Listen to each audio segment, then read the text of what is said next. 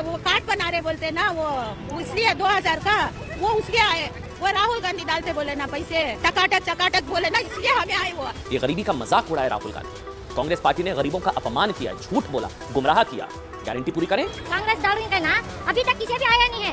महीने को दाल दिंगा, आपने जीते के बाद भी दाल दिंगा नहीं। सो अब जीते की नहीं थी, वोट में तो डाले ना, कांग्रेस कुछ ना वोट डाले की नहीं दे रही पैसे, इतनी क्यों कहीं को खड़ा आदमी को तकलीफ देनी। नहीं कि राहुल गांधी जी ने कहा है कि वो एक झटके में खटाखट भारत की गरीबी मिटा देंगे, लेकिन महिलाएं नहीं मानी।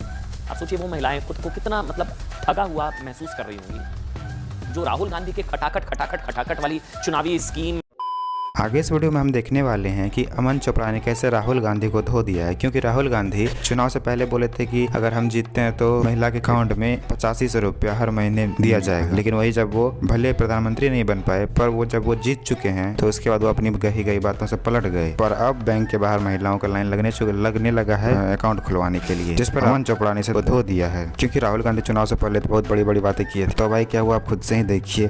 कांग्रेस पार्टी ने नरेंद्र मोदी के बात क्या बेबुनियाद है या नहीं, लेकिन 4 जून को ही कई अखबारों, कई न्यूज़ चैनल्स, कई सोशल मीडिया पर खबरें आई कि कांग्रेस ऑफिस के बाहर गरीबों का मजाक उड़ाया करना चाहिए।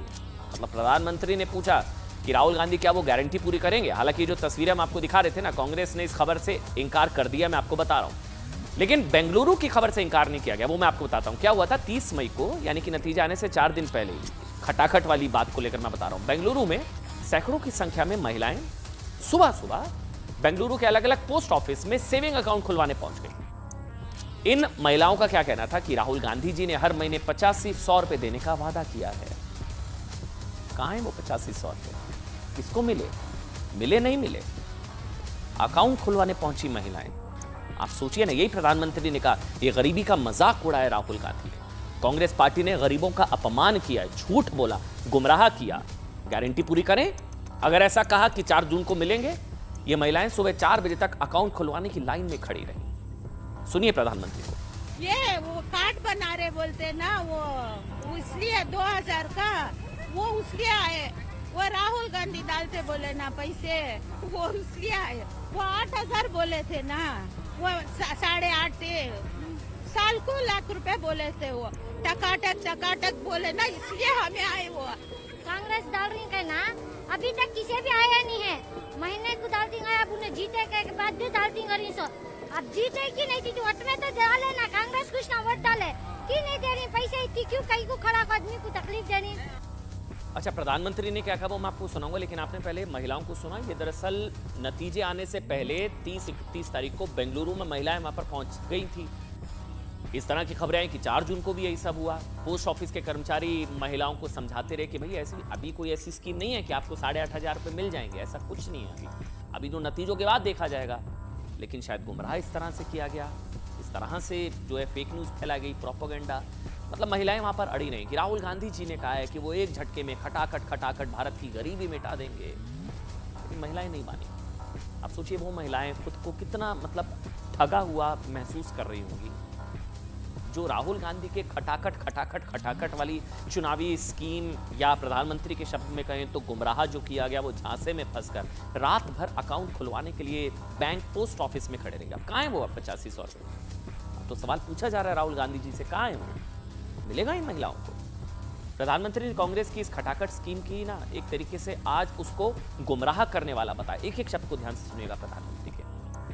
अपने देश के सामान्य नागरिक को गुमराह करने के लिए जो पर्चियां बांटी कि ये देंगे और वो देंगे और टिकना देंगे, फलाना देंगे। 2 दिन से मैं देख रहा हूं कि कांग्रेस के दफ्तरों पर लोग कतार लगा के खड़े हैं कि ये पर्ची है, 1 लाख रुपया कहाँ है, लाओ भाई, मांग रहे हैं लोग। यानी आपने जनता जनार्दन की आंखों में कैसा उनको भ्रमित किया, कैसी आंख में धूल झोंक दी। तो क्या वाकई कांग्रेस पार्टी ने, राहुल गांधी ने देश को गुमराह किया? ये सवाल हम आप पर छोड़ते हैं।